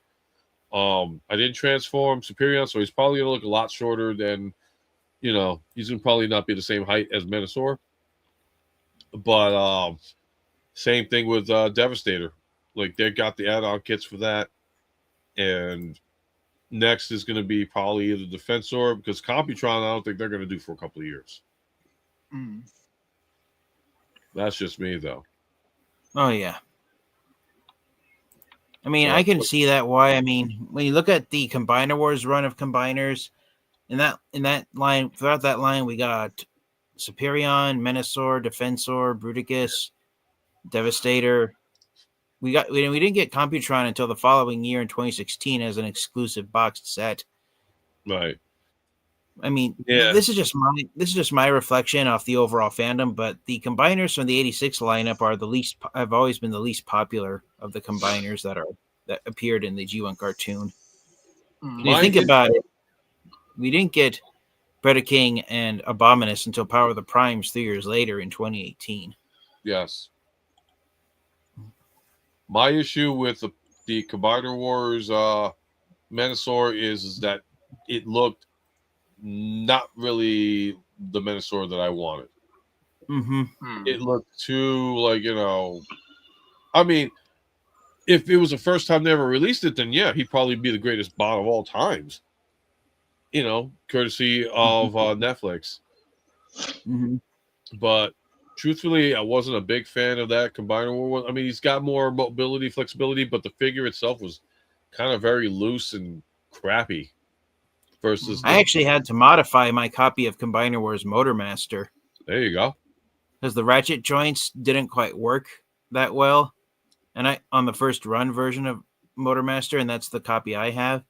So I actually saw a video someone made where if you actually unscrew, because thankfully the legs on that Combiner Wars Optimus Prime mold, they're held in place by screws. If you unscrew it off, and you can actually rotate one of the ratchet joints around and have it sit on top of the other ratchet joint, the smooth side, and you can actually turn Combiner Wars Motormaster's knee joints into hinge joints instead of ratchet joints. And when you turn them like that into hinge joints, then the legs lock into place more securely, and Menasor is able to stand up slightly better than versus the ratchet joints, where they would the legs wouldn't want to pop into place correctly. I agree. I don't know if you guys were aware of that mod. Yep. And I want to put this up too for Flick 688. He hated the CW Menasor Motormaster was terrible. I didn't get that version. What's your view on it, guys? If you got that version of Menasor. Yeah. Well, go ahead, Optination. I think that was Martin. Oh, that was me. Why am I looking at the closet, by the way? Oh, sorry. I'm sorry. I was typing on my computer on my nice keyboard. No, no problem. No, you got work. That's cool. Don't worry about it. It's all good. Yeah, I will say this about Combiner Wars Motormaster: it's a repaint with different heads and some slightly retooled parts of Combiner Wars Optimus Prime. And I will say this: if you like an action figure of Motormaster that's all gray instead of black, and he looks like his trailer, and it's just the tractor cab, not an entire semi-truck, then it's an okay action figure of Motormaster. He does have more black paint apps when you transform him into robot mode, and the Motormaster head is pretty impressive looking. But overall, Motormaster for many Transformers fans and collectors is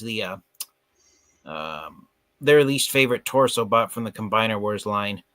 When you compare the torso bots of Combiner Wars, the Autobot ones have the Decepticon ones beat out. But that's partially because the Decepticon torso bots are repaints and retools, not original molds. Motormaster is a retool of Optimus Prime, and Onslaught is a retool of Hotspot. I don't know if there were any Voyager class torso bots from the Combiner Wars line that were Decepticons that were original molds that I can think of. The only ones I can think of which were technically Voyager class action figures were the Constructicons. And to anybody that's in the chat, don't forget to please like, share, and subscribe. These guys do awesome jobs and reviews. If you didn't catch my guests earlier and all that stuff, check out the beginning of the stream. You'll see what I'm talking about. Silverbolt, here we go. We're going to go with Flick again. Silverbolt was the most stable of the CW torsos for me. I didn't get any of the aerial bots until just recent. I still have to combine them so I can hit the shame button on me later. In fact, you know what? I'll just hit the shame button over with because I got them. I have not yet done Devastator. I have not yet done Superion. So and I haven't even unboxed Skyquake for Christ's sakes. Or Skybite, I should say. So I might as well just give myself this.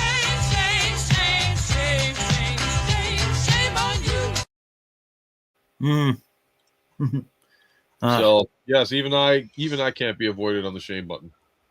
I actually stopped to think about it. There's a lot of Transformers that have the word Sky in their name. Sky Warp, Skydive, Skyquake, Sky Lynx. Yep.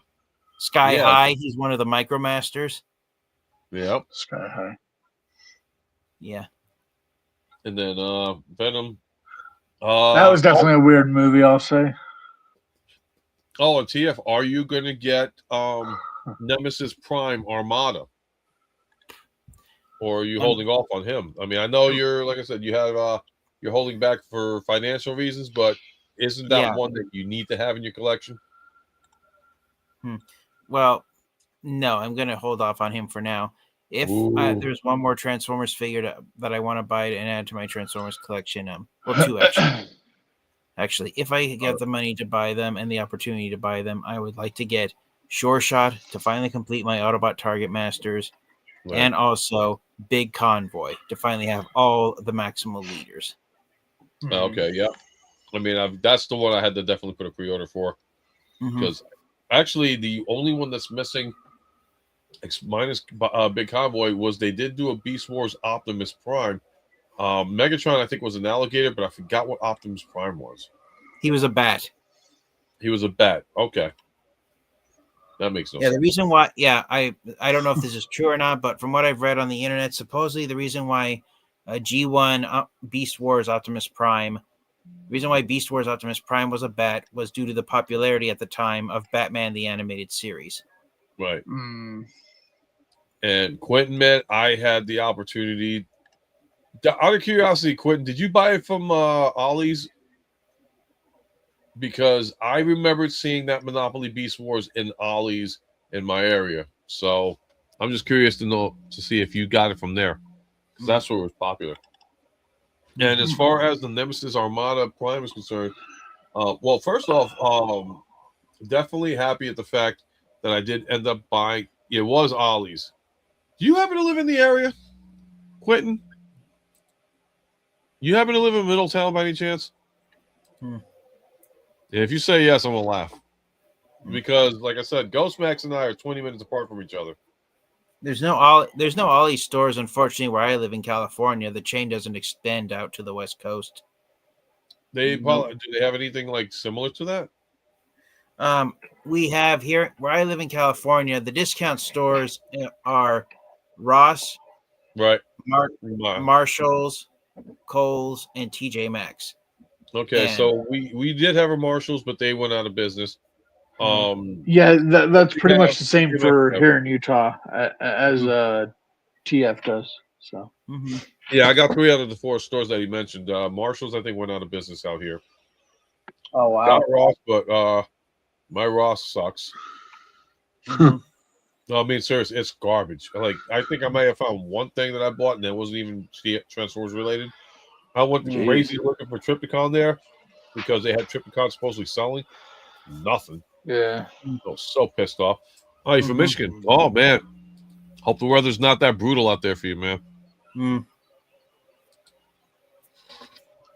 But one thing I like I said, TF had gotten the add-on set for animated Prime. I think not animated. Transformers with animated Prime, and I'm going to show it up because of his recommendation. I did buy it. So yeah.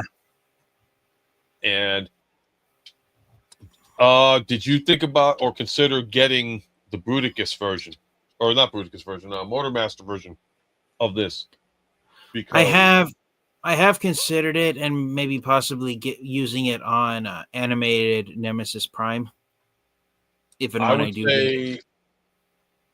Honestly, I would say hold off and get Nemesis Prime's own. Okay, when they eventually do it, yeah. Yeah, because of the color schemes, I think would. Oh wow! Did you have issues with the knees on this guy? You froze, ULTRA MEGATRONUS. I can't see you. Oh, okay. Yeah, I mean, actually, I think I'm. Because I think your review mentioned something about the knees being loose. What happens is when you add the extra feet and the leg extensions, right? The extra weight is too much for the knee joints, is what it is. Okay, yeah, because that's weird. Because Motormasters for this series, you won't be just because he holds his ground pretty good. He's solid. This is a little bit more maybe because it's just the first edition of it. I don't know. That's what I think is the problem. First edition is, but the second edition they got it right with Motormaster. Yeah, they'll probably get it right with Nemesis Prime. Yeah, but his knees are loose on this one because of the weight. Like that, you did. I'll be right back. Well, we're gonna probably head out in a couple of minutes. So We're probably gonna call it a okay. night soon, destination, Yeah. because it's midnight where Ultra Megatronus lives. well, it's like 1 o'clock in the morning. But It's 1 it's, o'clock. you know, Yeah. yeah, but it's like we don't really get to hang out too much because of the time frame, and I don't want to I try to want to hang out with everybody as much as I can. Yeah. I know. Did you know that there's a second version of that upgrade kit for Motormaster now that DNA put out? There's a second version now. Yes, and it looks like it color matches his G1 trailer, but then the hands and feet are designed to mimic Dead End. I'm still Drag listening, strip, but I'm going to mute Breakdown, myself and real Wild quick. Rider. Hold on, let me make sure. Well, no, I'm just saying I'm just saying I can hear you guys. I'm just muting myself real quick. Yeah, no problem. Yeah, because here's Motormaster. So if anybody's looking to do animated Motormaster, I'll zoom in. But I froze again. Here we go. But yeah, nice. This is. I ended up getting this set before getting the Optimus Prime because the Optimus Prime one sold out, and the reason why I got this was because of your review on it of the Optimus Prime. So I was like, oh, I got to get. And like I said, the color schemes I think are brilliant and beautiful on this one. No regrets. Now it's just getting Nemesis Prime because I didn't want to pay for the 4-pack. I didn't see anything else except for. Oops, sorry, I'm out of frame here. And oh yeah, new T-shirt I got designed. Oh, nice. New, I logo. was wondering about that. Yeah, it looks really good. Yeah, then can't really show. All right, I'm back. Oh, nice. Yeah. So yeah, Ultra Megatronus. There's a second version of DNA Designs upgrade kit for Motormaster. It's known as DK-56A. I gotta look at this. I want to look it up now. In fact. Yeah, the wings are designed. The main trailer mimics Ultra Motormaster's G1 trailer, and then the hands and feet mimic the 4 individual Stunticons. DK64-A, you said? 56A. 56A. Okay. Yeah. Yeah. Yep. Okay. Yeah, I think I would keep the original one though. Yeah. They're getting pricey. Yeah. DNA decided to give fans an opportunity if they wanted a G1 accurate motor Menasor, animated Menasor, then that's another option. You know what? I'm content with what they got. I think I'll go with that one. Yeah, the all black motor. Yeah. I mean, I think I transformed it into truck mode, and it looked phenomenal the way it was. You already transformed your Optimus Prime from it, and that looked phenomenal. I just want to see what they're going to do with Nemesis. Oh, yeah. Oops, I heard something bump. All right. Well, listen, you know what? I am going to end up calling it a night. It is 12:43 here. I had a great time hanging out extra with you guys for sure. You know, I know just because you guys are so like 3 hours apart from me.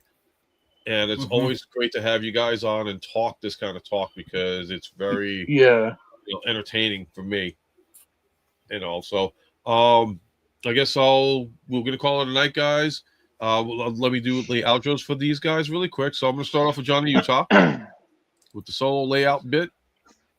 And just because I already know, don't forget the stuff you saw that he advertised, you can get from this right here.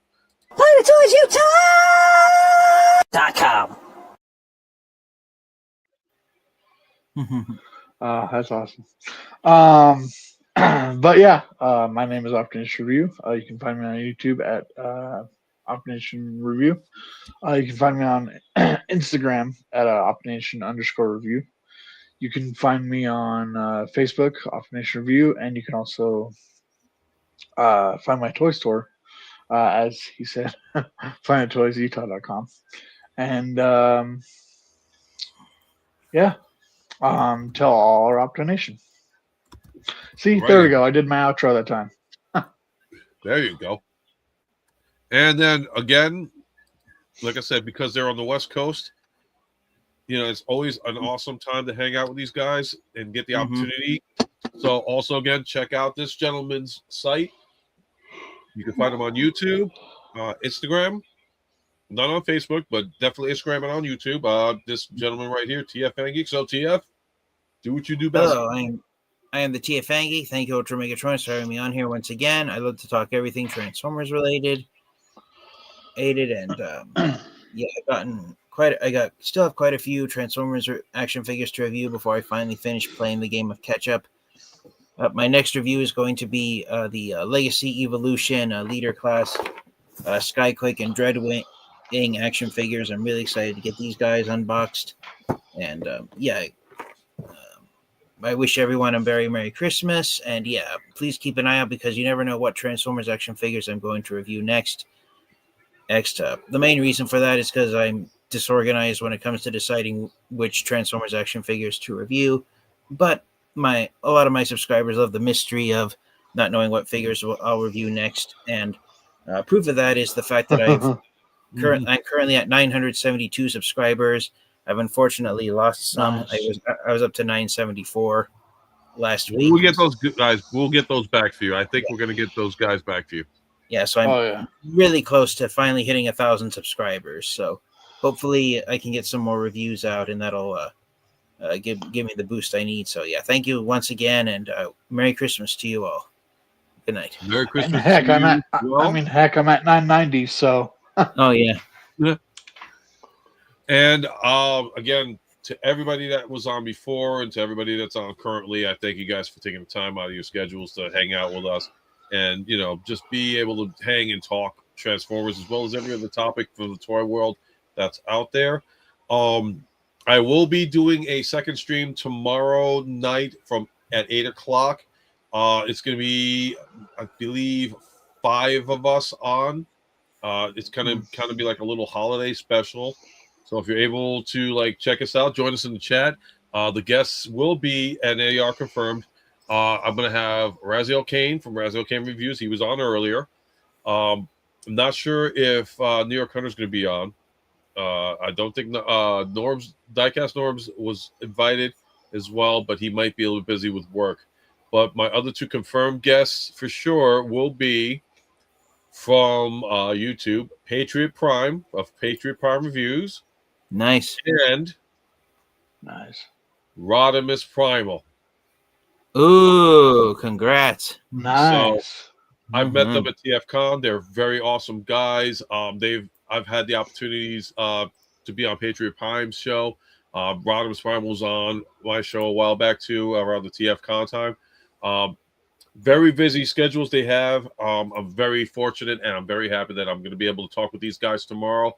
So it's going to be like a little bit of a Christmas kind of episode. We're going to talk about favorite time of Christmas that they've had memories of. So if you guys want to check it out, it's going to be from 8 to 9:30 p.m. because I got a life to lead and I got to go to work the next day. So hope to see you guys tomorrow. Like I said, 8 o'clock p.m. Eastern Standard Time. It would be about 6 o'clock Utah time and 5 o'clock at TF time. Yeah, California time and Utah time would be because I got to make sure I separate everything else. So again, guys, be an hour ahead. So there you go. So thank you again for coming out, and like I said, please don't forget to like, share, and subscribe to these guys. They really do take the time and the effort to give you the quality information you want on toys, especially if you like Transformers. Definitely, their names are not just hype; they are about what they love. And to everybody in the chat, thank you guys for coming out and spending time and putting out your comments and putting out your awesome questions and everything else. So until next time, I could never come up with a closing remark. So I'll just go with the original one I did back a long time ago. Good night, one and all. Take care. Be safe. And hope to see you guys tomorrow. And I'm going to end this. Let's see if they actually close it out the right way this time, but I doubt it. They're still working. Transform and roll out. And